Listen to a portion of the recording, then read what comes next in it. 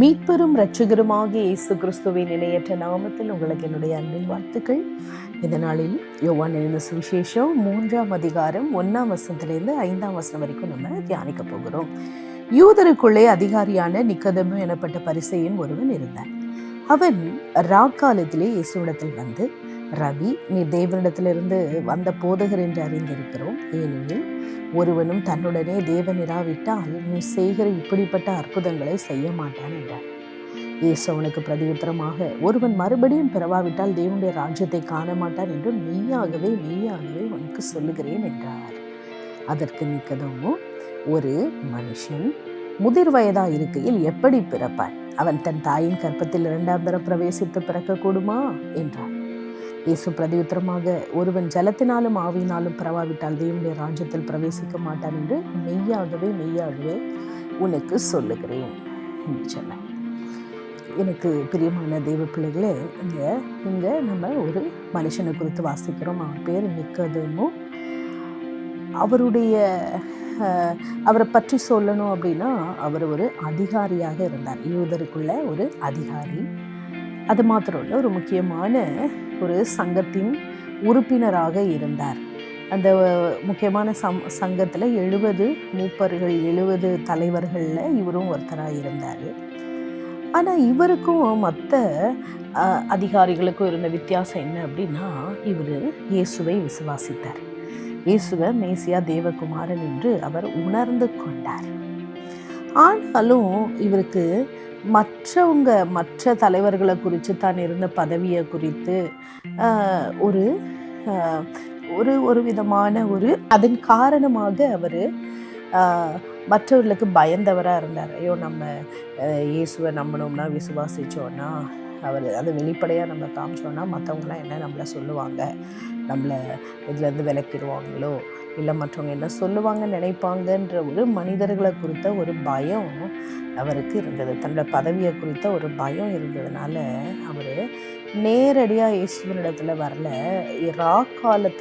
ராத்திரியில் ஏன் ராத்திரி வராரு?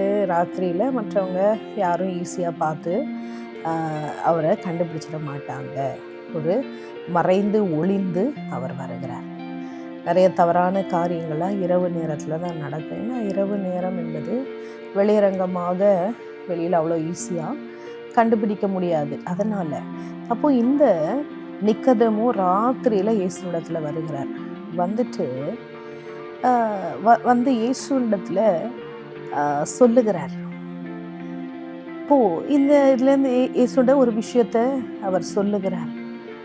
சொல்கிறதுக்கு முன்னாடி நம்ம என்ன கற்றுக்கொள்ளுகிறோம் அப்படின்னு பார்த்தோம் அப்படின்னா, இயேசு எந்த நேரத்தில் தன்னை யார் பார்த்தாலும் அவர் அவங்களுக்கு அவைலபிளாக இருக்கிறார்.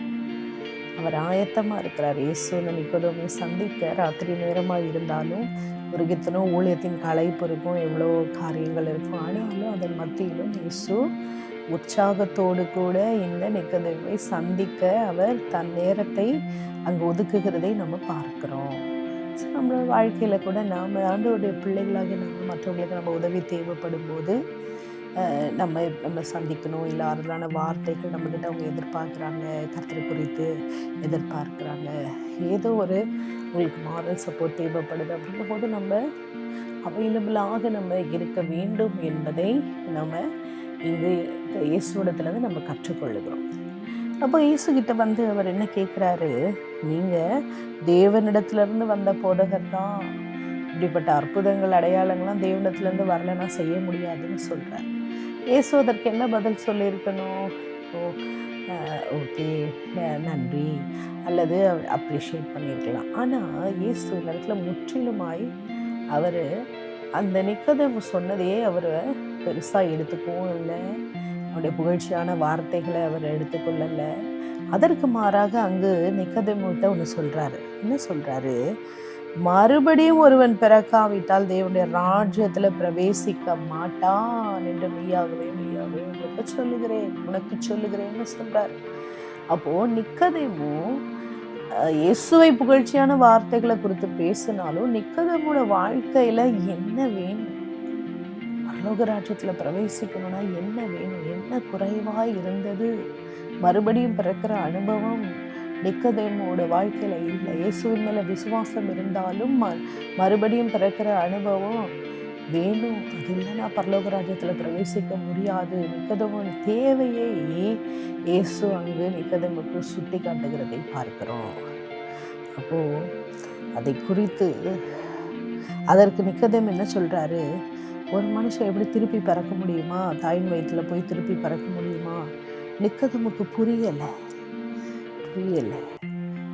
ஒரு யூத தலைவனாக தேவாலயத்துல அந்த சங்கத்துல தலைவனா இருந்தாலும், வேதத்தை அறிந்திருந்தாலும் இந்த வெளிப்பாடு நிக்கதேமுக்கு இல்லை. மறுபடியும் பிறக்கிறதை குறித்த அந்த வெளிப்பாடு உடனே அங்கு நிக்கதேமுக்கு புரியல. இயேசு திருப்பி சொல்றாரு, ஜலத்தினாலும் ஆவியினாலும் பிறக்கணும். தாயில் வயிற்றுலேருந்து பிறக்கிறத பற்றி நான் சொல்லலை. ஆனால் ஒரு மனுஷன் என்ன பண்ணணும்? பரலோக ராஜ்யத்தில் பிரவேசிக்கணும்னா ஜலத்தினாலும் ஆவியினாலும் பிறக்க வேண்டும். திரும்பி சொல்றார், மெய்யாகவே மெய்யாகவே உனக்கு சொல்லுகிறேன். 2 தடவை அழுத்தி மெய்யாகவே மெய்யாகவேன்னா ரொம்ப முக்கியமான ஒரு விஷயம். அப்போது ஒரு மனிதன் பரலோகத்தில் பிரவேசிக்கணும்னா ஜலத்தினால ஞானஸ்தானம் எடுக்கிறது ரொம்ப ரொம்ப முக்கியமாக இருக்கிறது. அது மாத்திரம் இல்லை, நம்ம தேவ ஆவியினால், பரிசுத்த ஆவியினால் ஞானஸ்தானம் பெறுகிறது அடுத்த ஸ்டெப்.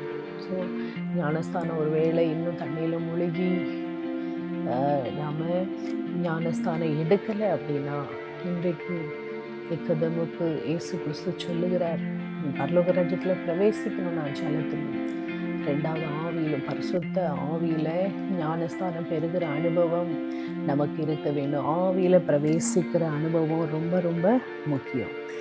ஏன்? ஆவியில் நம்ம பிரவேசிக்கும் பொழுது தான் கிறிஸ்துவினுடைய அதிகாரமும் வல்லமையும் நம்முடைய வாழ்க்கையில் செயல்பட ஆரம்பிக்கிறது. ஆவிக்குரிய மறுரூபம் நம்முடைய வாழ்க்கையில் முக்கியம். அது ஆவிக்குரிய பரிசுத்த ஆவியானவருடைய அவர் மூலமாக தான் நமக்கு இந்த ஆவிக்குரிய மாற்றம், மறுரூபம் உண்டாகிறது. அப்போ ஒவ்வொரு நாளும் நாம் இந்த ஆவிக்குரிய வாழ்க்கையில் மறுபிறப்பு, ஆவிக்குரிய வாழ்க்கையில் முன்னேற்றம், ஆவிக்குரிய வாழ்க்கையின் தேவை, வளர்ச்சி, இது ரொம்ப முக்கியம். ஒவ்வொரு நாளும் அப்போ நம்ம வாழ்க்கையில் ஆவியானவரை நம்ம அனுமதிக்கணும். எதுக்கு? நம்முடைய வாழ்க்கையை மறுரூபப்படுத்த, மாற்ற, புதுப்பிக்க, இன்னும் ஆழமாய் அவரோடு கூட உறவாட, ஆழமாய் ஆண்டோட வார்த்தைகளை நம்ம வாசிக்க, தியானிக்க, அவரோடு கூட நெருக்கமான தொடர்புடையவர்களாய், அது மாத்திரம் இல்லை, தேவனுடைய ராஜ்யத்துக்கு அடுத்த காரியங்களில் நம்ம ஈடுபட்டு அதில் நாட்டம் உள்ளவர்களாய் நம்ம வாழணும்னா பரிசுத்த ஆவியினால் நம்ம நிரப்பப்பட. அப்போஸ்தலர்கள் பரிசுத்த ஆவியினால் நிரப்பப்பட்ட பிறகு அவங்களோட வாழ்க்கை ஒரு புதிய அனுபவத்துக்குள்ளாக போனது. சீஷரோட வாழ்க்கையும் அதே போல் நம்முடைய வாழ்க்கையிலும் கர்த்தர் இப்படிப்பட்ட ஒரு அனுபவத்துக்குள்ளே நடத்தும்படியே அவரை நோக்கி பார்க்கணுமா? எங்கள் அன்பின் தெய்வமே, இயேசுவே, நீர் எப்படி அவைலபிளாக இருந்தீங்களோ அதே போல் நாங்களும் மற்றவர்களுக்கு உதவி செய்கிறவர்களாக இருக்கக்கூடிய ஒரு மனப்பக்குவத்தை எங்களுக்கு தாரும். இந்த நிக்கதேமு உம்மை தேடி வந்தார், விசுவாசித்தார், அவருக்கு என்ன தேவையோ நீர் என்று சுட்டி காட்டினீர். ஆண்டவரே, அது போல தகப்பனே, எங்களுடைய வாழ்க்கையில் எங்களுக்கு என்ன தேவை என்பதை நீர் எங்களுக்கு வெளிப்படுத்தும், எங்களுக்கு சுட்டி காட்டும். நாங்கள் ஆவியில் பிறக்கிற ஒரு அனுபவத்துக்குள்ளாக போக கர்த்தர் நீர் எங்களுக்கு கிருபை தருவீராக. ஒவ்வொரு நாளும் எங்களை உள்ளத்தை புதுப்பியோ, எங்கள் சிந்தையை புதுப்பியோ, கிறிஸ்துவுக்குள்ளாய் ஒரு முறை எங்களை அனல் மூட்டி எழுப்பும்படியாய் உம்முடைய கரத்தில் அர்ப்பணித்து ஜெபிக்கிறோம் எங்கள் ஜீவனுள்ள பிதாவே. ஆமேன், ஆமேன்.